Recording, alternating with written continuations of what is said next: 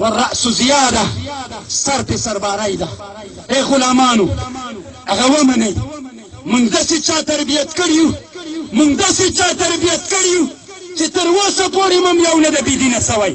په کم وخت چې ملا مو په غوږ کې اذان کړی په دغه وعده پورې تر مرګه ولاړ خلک یو. دغه مسیر نه نه بدلیدونکي خلک یو. خدا واورئ چې غوږ سره مې کار مه لره سر ته به دې تاوان ورسېږي. که غوږ نه وي نیکوې سر به دې در باندې پرې کېږي نور دې خوښه. دغه د ابادۍ دغه د امن دغه د حل لاره نه ده.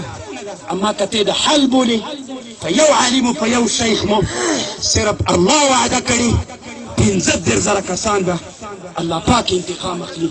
که ته یې منې که یې نه منې ما سره الله وعده کړي. مجمع الزواعد د نور الدین هیتمي علامه نور الدین هیتمي مجمع الزواعد كتاب الفتن د نعيم بن حماد الخزاعي مصنف د ابن ابو بكر بن ابي شيبه هغه د احادیثو کتابونو کې دغه وعده سته. یوه خبر علماو ته کوم خیر ده. ای علماو قسم په الله که دا د دې ورځ وي چې فلان څوک ده او فلان څوک ده نه چا ته دغه تاوانونه رسوی سئ. نن د اتحاد ورځ ده.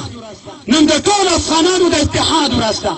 نن هغه ورځ ده چې 45 میلیارده ډالره زمونږ د یو کال د افغانانو د وسلو دپاره انتخابیږي. ما او تاسو کوو اکلنا یوم اکل طور الابیض. ای علماو نن د نن نه 50 کلنه مخکینۍ دنیا نه ده. ای علماو نن دغه دنیا ده ډېره پرمختللې دنیا ده. هر سړی په هر څه پوهېږي. حضرت علي رضی الله عنه چې کله شهید کېده یو شعر وایي وی اکلنا یوم اکل طور الابیض. ځنګل کې درې غویانو سورو او سپینو او زیړو سپینو تور او سورو زمری دلته ګرځېد یو زمری ګرځېد درې غویانو. اما د زمري زور په عالم په دغه درې غویانو نه رسېد. کتاب الامثال کې علامه میداني یو مثال راوړی. کم حکمتونه د مشرانو کم متلونه د مشرانو هغه بې حکمته نه وي. نو دا زمري د شیطانت نه کار واخیست. نن د مونږ دښمن یو له لویو مکارو دښمنونه ده. د روسانو غوندې کمقل دښمن سره مو سر نه ده چې دومره هوښیار دښمن سره مو سر ده. د عقل نه به کار اخلو. دغه دښمن سره به په عقل باندې جنګېږو. رسول دغه زمری راغی د هغه ته وایي د تور او سره غویي ته د موږ او د تاسې یو څه رنګ سره یو شی ده. دا سپین به زه وخورم که د تاسې خوښ وي. دا موږ سره چیشته ګرځي. د علماو په مابین کې د آراو اختلاف وي. امام ابو حنیفه سره صاحبینو د مذهب په ثلثینو کې اختلاف کړی. المنخول الى علم الوصول په ثلثینو د مذهب کې اختلاف صاحبینو کړی علماو ته معلومه ده. اما هغې ورته ویلي وي سپین غویی وخوره. سپین یې وخوړل. سره ته دا زمری راغی چې ښه مور سو وایي سوره غویی د ما او د تا رنګ هم یو شی ده. وایي که د تا خوښوي زه به دا تور غویی مخوره. ما او تا سره به په دې ځنګل کې ګرځو. وایي ځه دا مخوره تور یې مخوړ. سره ته چې راغی دې له پوښتنې نه یې د مرۍ نه راونیو. سره ویلې اکلنا یوم اکل طور الابیض. زه اصل کې هغه اوس خوړل سوی یم چې سپین غویی وخوړ سو. ای علماو دا ومنئ دا اولینۍ نه ده. داسې ورځ به راځي چې بیا به وایې اکلنا یوم اکل طور الابیض. هغه د موږ ټولو علماو رایه داره ده. علماو په اتحاد سئ که نه یو به خوري. هم چې څوک ځان تنها شمېري بیا به د ستوني نه رانیسي بیا داسې فکر ونه کړي چې د ما زور نه رسېده. اما علماو دغه د اتحاد ورځ ده. باید نن موږ اتحاد وکړو. نن د کفر په مقابل کې یو اخلصو. یو ورځ مرګ ده یو ورځ باندې به مړ کېږو. او خپل ضمیرونه باید مړه نه کړو. یوه خبره مختصره کوم مولوي صاحب که بیا کوم بل عالم هم خبره کوي. مونږ په مرګونو باندې همتونه نه مړه کېږي.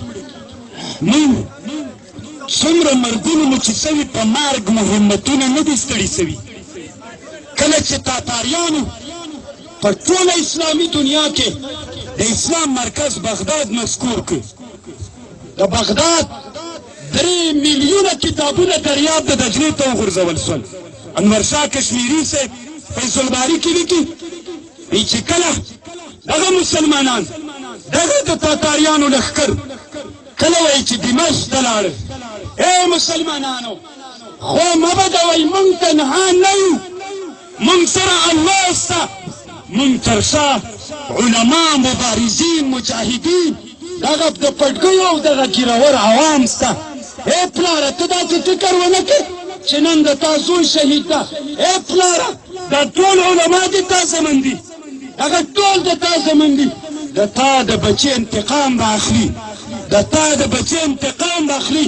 ای سپین ږیرې پلاره ته د دغه شیخ پلار نه یې، ته د ټولو علماو پلار یې، ته د ټولو طالبانو پلار یې، ته د ټولو مسلمانانو پلار یې، ځکه هغه د تا زوی د طالبانو د عوامو معنوي پلارو، ته هم د موږ پلار یې.